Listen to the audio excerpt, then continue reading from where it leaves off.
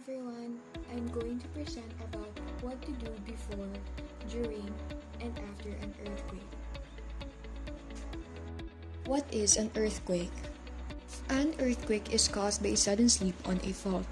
The tectonic plates are always slowly moving, but they get stuck at their edges due to friction. When the stress on the edge overcomes the friction, there is an earthquake that releases energy in waves that travel through the Earth's crust and cause the shaking that we feel. What causes an earthquake? Earthquakes are caused by a sudden release of stress along faults in the Earth's crust. The continuous motion of tectonic plates causes a steady buildup of pressure in the rock strata on both sides of a fault until the stress is sufficiently great that is released in a sudden, jerky movement. The resulting waves of seismic energy propagate through the ground and over its surface, causing the shaking we perceive as earthquakes.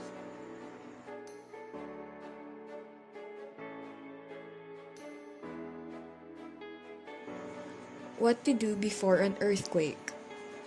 Number 1. Come up with a meeting point for your friends and family. You may have no means of communication in the days following an earthquake. It is important to set a meeting point so that you can reunite with your loved ones. Number 2.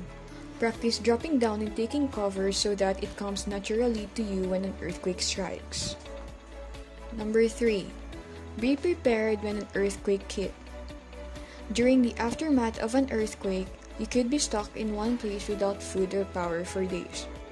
Whether you make your own kit or buy a professional kit, an earthquake survival kit will bring security during that time. The kit should comprise of water, food, medications, a first aid kit, bandages for injuries, a flashlight, batteries, a radio, thermal blankets, and other personal items. Number 4. Make sure you have a fire extinguisher in your home and that you know where it is stored and how to use it. And also, be sure you know how to turn off the water, gas, and electricity in your home. A multifunction tool may be needed. Number 5. Secure heavy items such as shelves, bookcases, mirrors, and light fixtures to the wall.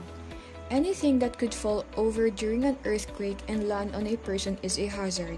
Do not leave any heavy items on shelves because they will fall off the shelves during an earthquake. Lastly, number 6. Choose earthquake-safe locations in every room of your house, office, school, or any place that you could go to on a regular basis. Earthquake-safe locations are the places you are going to take cover in when an earthquake strikes. This place should be away from windows and any furniture that could fall on you. It is best if there is anything sturdy you can hold on to. What to do during an earthquake? Number 1. Drop down to your knees. This way the earthquake cannot knock you over. Take cover. This is one of the most important safety measures to be taken during an earthquake. Cover your head and neck with your arms or an object so that you are protected from any debris or furniture falling during the earthquake. Hold on. If you have anything sturdy near your safe spot, hold on to it tight until the shaking stops. Number 2. If possible, go to a wall near the center of the building or house you are in. Take cover in a doorway or crawl under a heavy piece of furniture, such as a desk or table. Number 3. If you are outside, get away from anything that could fall on you, such as trees, power lines, buildings, and houses. Number 4. If you are in a car, pull over to a spot that is away from trees, power lines, and buildings.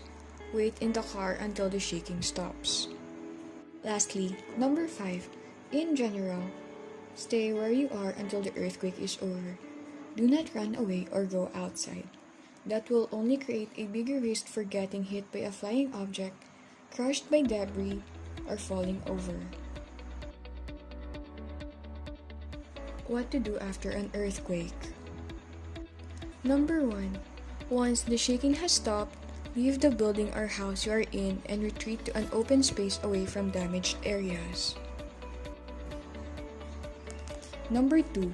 Check for injuries that you or others have obtained from the earthquake. Provide first aid for yourself and others if necessary. Number 3. If you are trapped, use whatever communication you have in order to get the attention of rescuers, whether that is a cell phone that still has a service, a whistle, or tapping on a wall. Number 4. Only use your phone for emergencies. You will want to save your battery for as long as possible. Lastly, number 5. Be prepared to repeat everything in the likely event of aftershocks, which usually happen within the first few days following an earthquake.